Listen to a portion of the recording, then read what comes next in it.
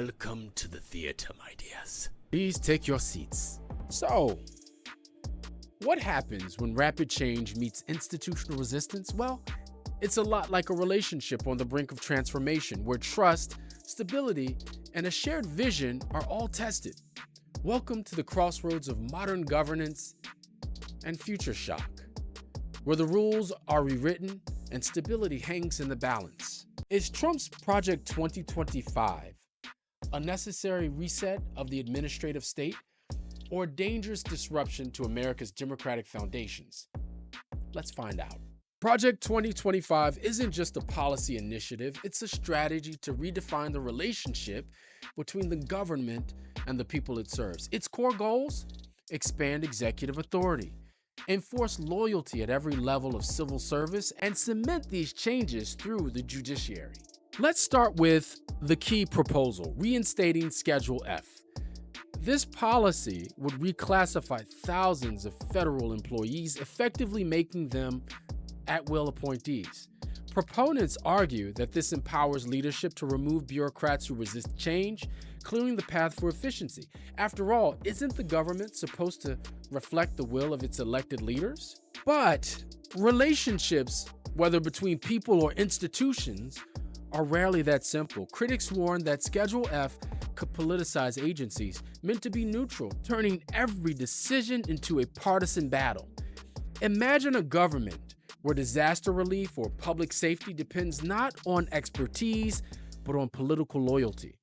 The risk isn't just inefficiency, it's the erosion of trust between the public and the institutions meant to serve them.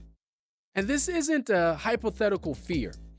Relationships, whether personal or institutional, thrive on balance between flexibility and stability, autonomy and accountability. Schedule F represents a shift that could undermine that balance, raising the question, can a government function when loyalty trumps expertise? No pun intended. But it's not just about staffing. Project 2025 reflects a deeper tension. How do you balance the need for agility with the stability that long-standing institutions provide? Here's where Toffler's Future Shock helps frame the debate.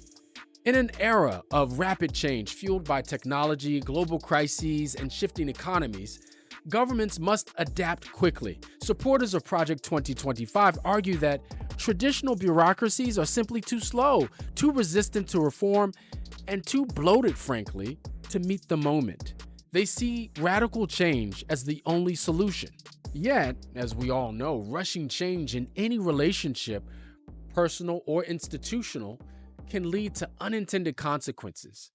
Think of the Reconstruction era after the Civil War, when sweeping reforms clashed with deep-seated resistance, leaving the country divided for generations. Without careful planning, rapid change can do more harm than good. The challenge isn't whether reform is needed, it's how to implement it responsibly. And then there's Trump's foreign policy approach, which lies at the heart of Project 2025's ideology.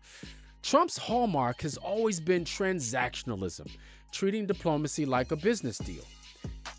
In his first term, we saw this with NATO. He pushed allies to spend more. And with North Korea's Kim Jong-un, where he prioritized direct negotiations. Supporters argue this cuts through the red tape, focusing on immediate results rather than long-term commitments. But relationships, diplomatic or otherwise, depend on trust and predictability. When alliances are reduced to short-term quid pro quos, the bonds that sustain them weaken.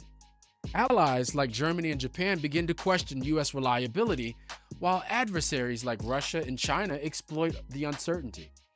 A good relationship balances give and take, combining the short-term flexibility with long-term commitment. Why not apply the same principle to foreign policy? Another key element of Project 2025 is its focus on reshaping the judiciary. Trump's first term saw over 200 judicial appointments, many of them young and ideologically driven. Project 2025 aims to go further, potentially creating a judiciary aligned more with executive power than the rule of law. Now, supporters view this as correcting decades of judicial overreach. But here's the risk. What happens when the courts are perceived as partisan? In any relationship, whether between branches of government or individuals, fairness and impartiality are crucial for trust. Project 2025's approach to decentralizing power by placing it in the hands of loyalists might seem like a way to create agility, but it risks chaos. Relationships require coordination, not just independence. Without unified oversight, how can agencies work together effectively? And then there's the broader question of public trust. Rapid change disrupts norms, creating anxiety.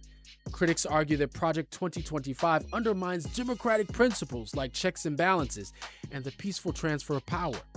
Supporters counter that these disruptions are necessary to address long-standing inefficiencies, but relationships, personal or institutional, are built on trust. Without it, the entire system falters. And finally, let's not overlook the human impact. Policies like Schedule F, immigration reform, and judicial restructuring aren't abstract.